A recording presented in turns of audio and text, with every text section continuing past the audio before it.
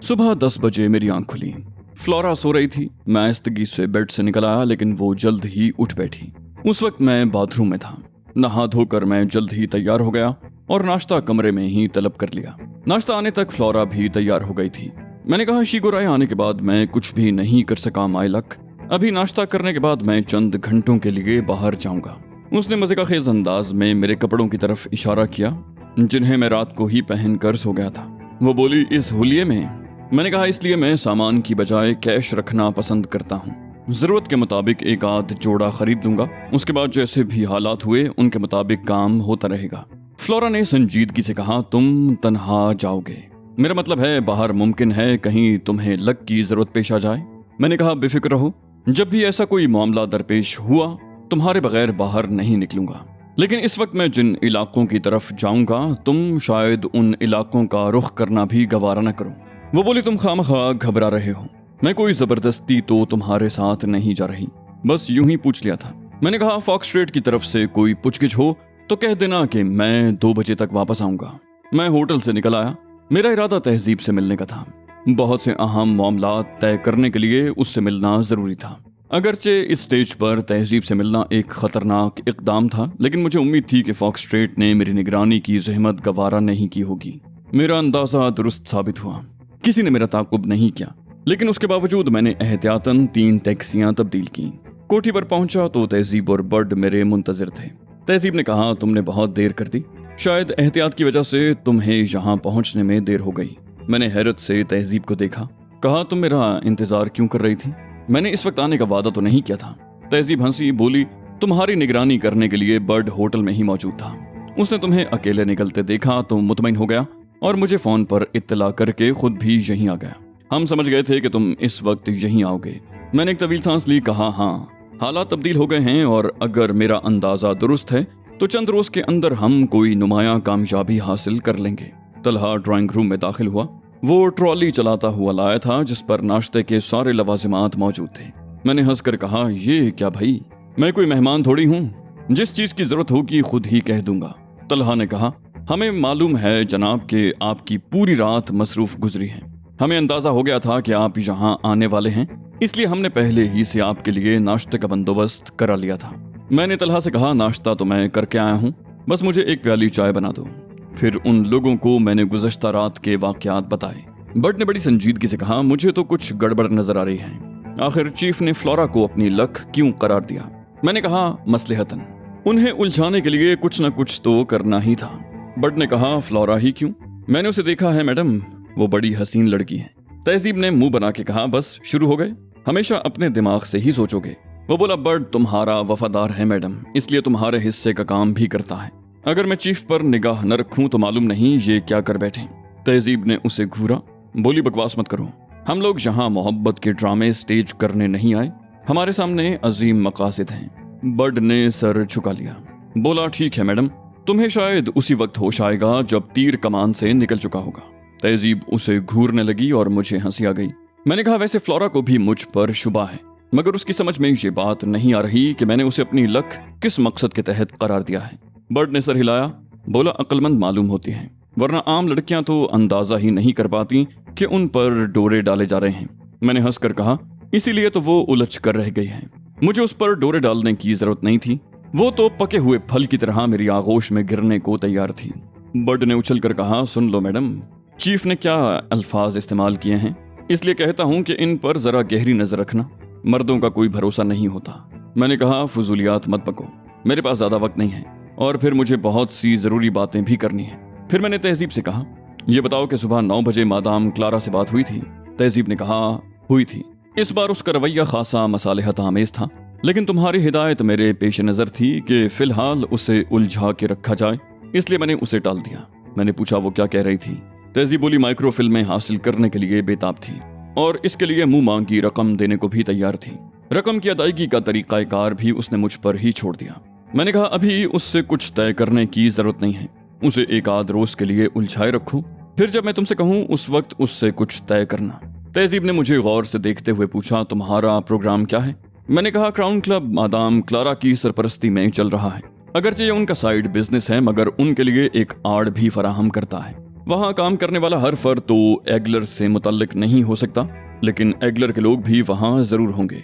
Fox street की हद तक तो मुझे यकीन है कि वो अगर एगलर का नहीं तो मादाम क्लारा का आदमी जरूर है।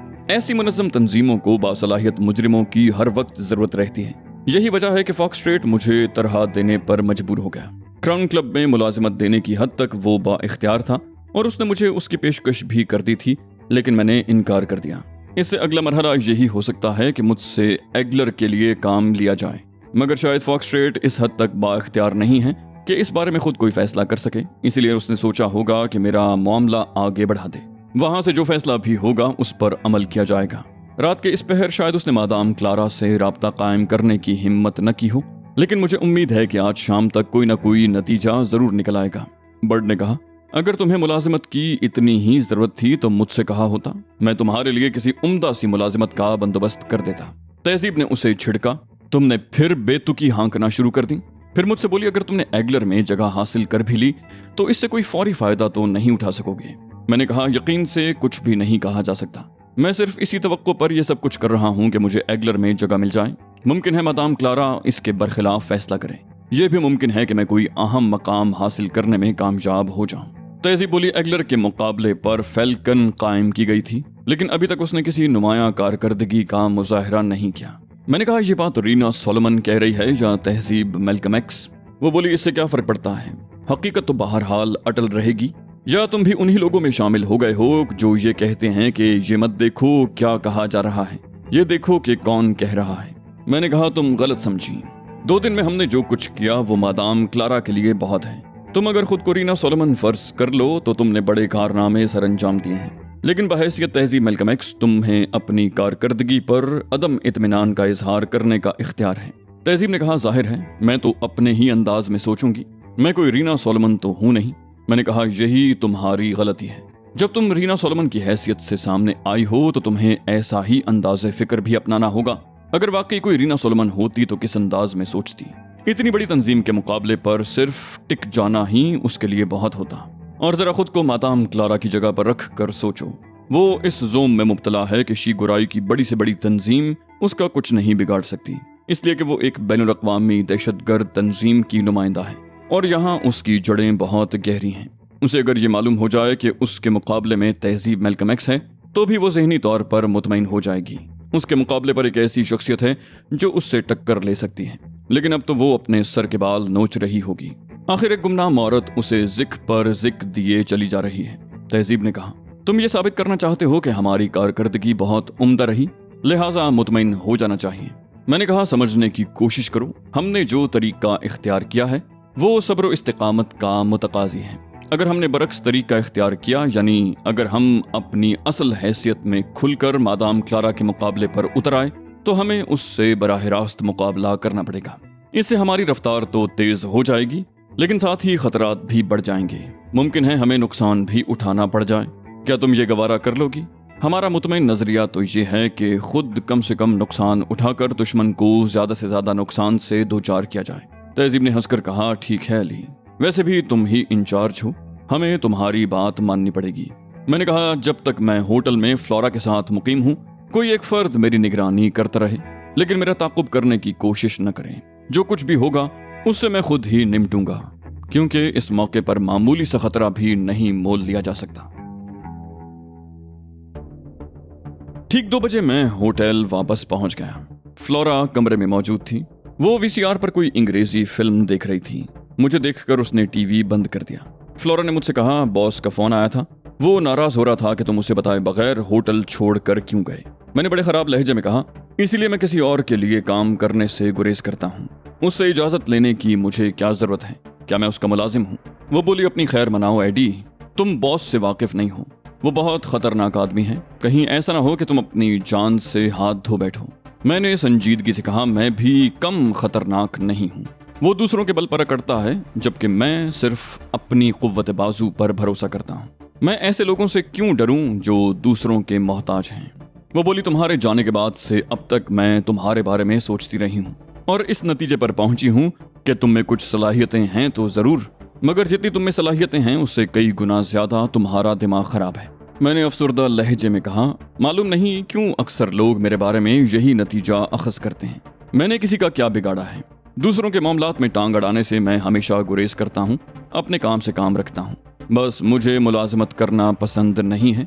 जब मैं किसी की मुलाजमत करने से इनकार करता हूँ तो उसकी अना को ठेस क्यों पहुँचती है? हर शख्स को अपने बारे में फैसला करने की आज़ादी होनी चाहिए। मुझे ये आज़ादी क्यों मैसर नहीं है? मैं तुम्हारे बॉस के पास मुलाजिमत की दरख्वास्त लेकर तो नहीं गया था। मैंने उसकी खुशामद तो नहीं की थी कि वो मुझे मुलाजिम रख ले। ये तो उसकी अपनी ख्वाहिश है। आखिर वो अपनी खुशी पूरी करने के लिए मेरी आज़ादी क्यों सल्ब करना चाहता है? फ्लोरा ने नर्म लहजे में कहा, मुझे तुमसे हमदर्दी है एडी। मैं तुम्हारा ये एहसान कभी नहीं भूल सकती कि तुमने मेरी खातिर खुद को खतरे में डाल दिया था और टोनी और एडगर से मेरी जान बचाई थी। लेकिन ये भी हकीकत है कि फॉक्सट्रेट ने अपनी पूरी जिंदगी में किसी और के साथ इतना नरम रवैया इख्तियार नहीं किया होगा जितना तुम्हारे साथ किया है। मैं तो इस बात पर हैरान हूँ कि आखिर ऐसा क्यों हुआ। मैंने कहा, तुम नहीं समझोगी, इसलिए कि तुम्हारे पास वो आंख नहीं है जिससे तुम एडम डी फ्लॉक की सलाहियतों को देख सको। फॉक्सट्रेट ने मेरी सलाहियतों को भांप लिया था। वो एक बड़ा क्लब चला रहा है। उसके मुलाजिमीन की तादाद सैकड़ों में तो जरूर होगी। वो खुद बेहद दौलतमंद भी है। ऐसे लोगों में एक किस्म की अना होती है। उन्हें दूसरों को जेर करके अजीब किस्म की तस्कीन मिलती है, खास तौर पर उस सूरत में कि जेर किया जाने वाला शख्स उनसे ज्यादा बासलाहियत भी हो। इस मकसद के लिए ये लोग कुर्बानियां पेश करने से भी दरेग नहीं करते। फॉक्सट्रेट चाहता तो मेरे साथ जबरदस्ती भी कर सकता था, मगर उसने खुद पर काबू पाया ताकि मुझे पूरी तरह अपने ताबे कर सके। अब बताओ मैं क्या करूं? वो बोली, तुम्हारी बातें दिल को लगती हैं, लेकिन ये भी तो सोचो कि दरिया में रहकर मगरमच्छ से बैर रखना ठीक नहीं होता। इस तरह अपना ही नुकसान होता है। मैंने फ्लोरा को गौर से देखा। कहा, मालूम होता है फॉक्सट्रेट ने तुम्हें भी हिदायत दे दी है कि मुझे हमवार करने की कोशिश करो। फ्लोरा ने नफी में सर हिलाया, बोली, ऐसी कोई बात नहीं है। अगर तुम गौर करो तो अपने इस ख्याल को खुद ही गलत करार दे दोगे। मैं उसकी एक अदना सी कारकुन हूँ। मुझसे इस किस्म की दरखास्त करके वो अपनी तौहीन का मुर्तकिब नहीं हो सकता। मैंने कहा, तुमने अचानक ही अक्लमंदों की सी गुफ्तगू शुरू कर दी है। फ्लोरा हंसने लगी। हंसते हुए बोली, इसे सोहबत का असर कहते हैं। सुबह तक मैं कैसी बेतुकी बातें कर रही थी और दोपहर होने तक राह रास्त पर आ गई। तुम मेरी बातों का बुरा तो नहीं माने? मैंने अनजान बनते हुए कहा, कौन सी बातों का? हालांकि मैं खूब समझ रहा था कि उसका इशारा किन बातों की तरफ है। वो बोली, मैं कह रही थी ना कि तुम किसी बड़े चक्कर में हो और किसी खास मकसद के तहत मुझसे करीब हो रहे हो। मैंने कहा लगाया, कहा, इससे क्या फर्क पड़ता है? तुम चाहो तो मेरी तरफ से अब भी तुम्हें इजाजत है। तुम कुछ ही क्यों न समझो, इससे मेरी सेहत पर क्या असर पड़ेगा? बोली, तुम्हारी दिल आजारी तो जरूर हुई होगी। मैंने तुम पर शक व शुबे का इजहार भी किया था। हालांकि मैंने बाद में गौर किया तो मुझे एहसास हुआ कि तमाम जराइम पेशा लोग तुम्हारी ही तरह पुरस्कार होते हैं। जराइम पेशा कहने पर तुम बुरा तो नहीं माने? मैंने कहा, मैंने हकीकत को कबूल करना सीखा है। हकीकत से निगाहें चुरा कर कुछ भी हासिल नहीं होता। आदमी खुद को ही धोखा देता है। मैं जराइम पेशा हूँ, लिहाजा अपने लिए इस लफ्ज के इस्तेमाल पर बुरा भी नहीं मान सकता। फ्लोरा ने कहा, शुक्रिया। तुम्हारी बेहतरी के लिए मैं तुम्हें यही मशवरा दे सकती हूँ कि फॉक्सट्रेट से जरा मुअद्दबाना अंदाज में बात किया करो। वो अपने मातहतों के हक में आम हालात में बुरा आदमी नहीं है। मैंने कहा, तुम शायद यकीन न करो, लेकिन ये हकीकत है कि वो किसी भी एतबार से मुझसे बड़ा आदमी नहीं हो सकता। मैंने कभी खुद को मरकूज करने की कोशिश ही नहीं की। मेरा इंतशार ही मेरी खामी है। फ्लोरा की आंखों में दिलचस्पी की चमक लहराई। बोली, अपने साथ साथ तुम दूसरों के साथ भी ज्यादती कर रहे हो। खुद को मरकूज करने की कोशिश करो, इससे दूसरों को भी फायदा पहुंचेगा। मैंने कहा, किसके लिए मरकूज करूं? मैंने बहुत कम उम्र में बहुत कुछ देखा है। हर शख्स मफाद परस्त है। कोई किसी के साथ मुखलिस नहीं होता, बल्कि अक्सर लोग तो अपने साथ भी नहीं होते। ऐसे में इंतशार ही बेहतर है। फ्लोरा मेरे बराबर आकर बैठ गई। बोली, तुम इतने दिल शिकस्ता क्यों हो रहे हो? मुमकिन है तुम्हें तल्ख तजर्बात हुए हों, लेकिन ये दुनिया अच्छे लोगों से खाली तो नहीं है। मैंने कहा, मुझसे किताबी गुफ्तगू मत करो फ्लोरा। ये सब बातें किताबों में ही अच्छी लगती हैं। अमली जिंदगी के तजर्बात इन सब की नफी करते हैं। फोन की घंटी ने फ्लोरा को जवाब देने का मौका न दिया। उसने रिसीवर उठाकर कान से लगाया और फिर रिसीवर मेरी तरफ बढ़ाया। उसने मुझे बताया, बॉस का फोन है, तुमसे बात करना चाहते हैं। मेरे हेलो कहने पर दूसरी तरफ से फॉक्सट्रेट ने कहा, तुम कहाँ गायब हो गए थे मिस्टर एडम? मैंने फोन किया तो मालूम हुआ तुम 2 बजे तक आओगे। मैंने कहा, मेरा ख्याल है अभी मैंने तुम्हारी मुलाजमत शुरू भी नहीं की और तुम्हारा तहक्कुमाना अंदाज उरूज को पहुंचा हुआ है। जब अभी से तुम्हारा ये हाल है तो बाद में क्या होगा? फॉक्सट्रेट ने नरम लहजे में कहा, आदमी को इतना अक्खड़ भी नहीं होना चाहिए। میں نے تم سے جواب طلبی تو نہیں کی، ویسے ہی پوچھ لیا تھا۔ میں نے کہا جو باتیں ذاتیات کے زمرے میں آتی ہیں ان پر مفاہمت نہیں ہو سکتی۔ وہ بولا خیر ان باتوں کو چھوڑو، یہ بتاؤ اس وقت میرے پاس آ سکتے ہو؟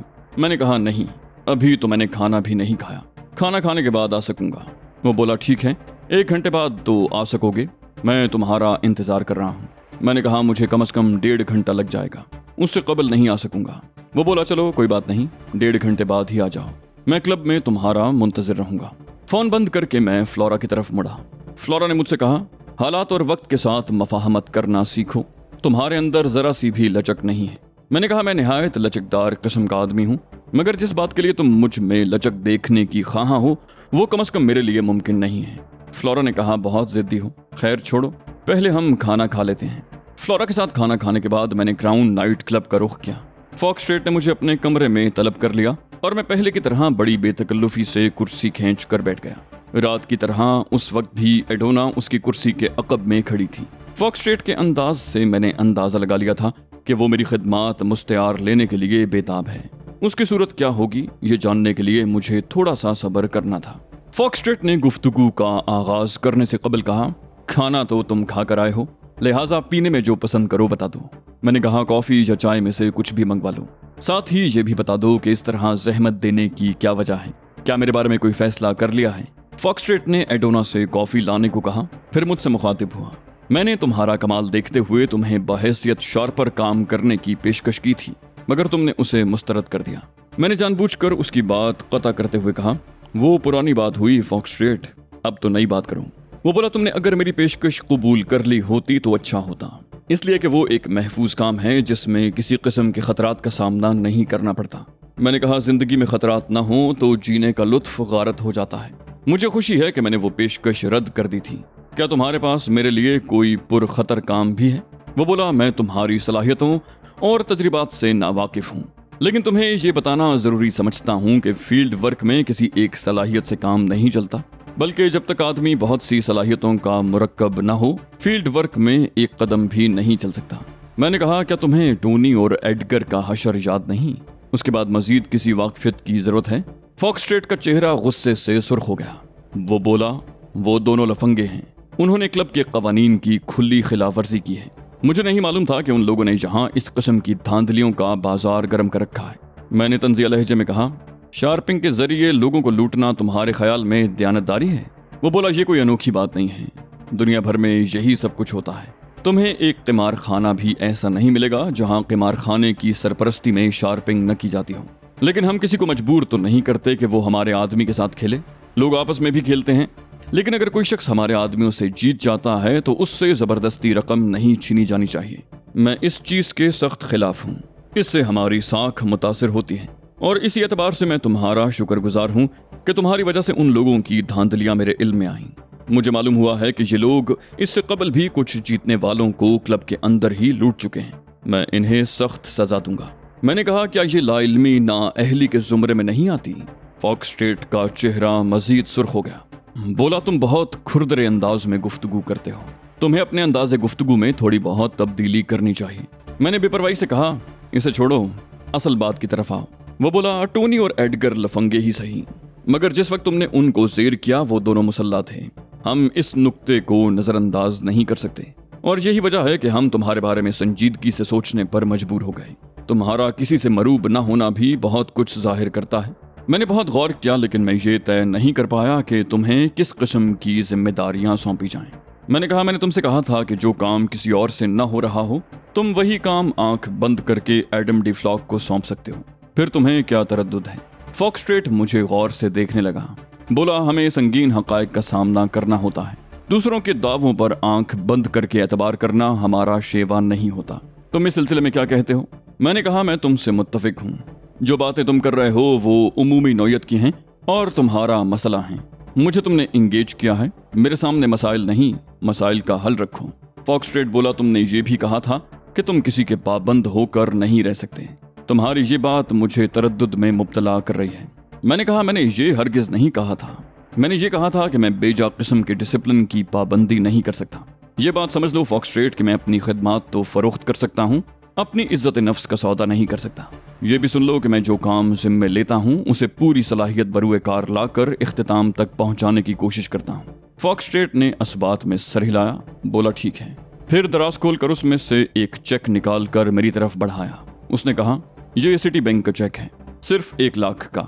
कल सुबह ठीक 9 बजे तुम्हें ये चेक कैश करा के मुझ तक रकम पहुंचानी होगी। ये पहला काम कर दो, उसके बाद देखेंगे। मैंने चेक फॉक्सट्रेट से ले लिया। मैंने सरसरी अंदाज में कहा, क्या ये काम कोई और नहीं कर सकता? वो बोला, यहाँ तुम अपनी हुदूद से तजावुज कर रहे हो। जो काम तुम्हें सौंपा गया है तुम्हें सिर्फ उसकी अंजामदही से गरज रखनी चाहिए। मैंने हंस कर कहा, ओके बॉस, मुझे अपनी गलती का एहसास है। अब कल सुबह मुलाकात होगी।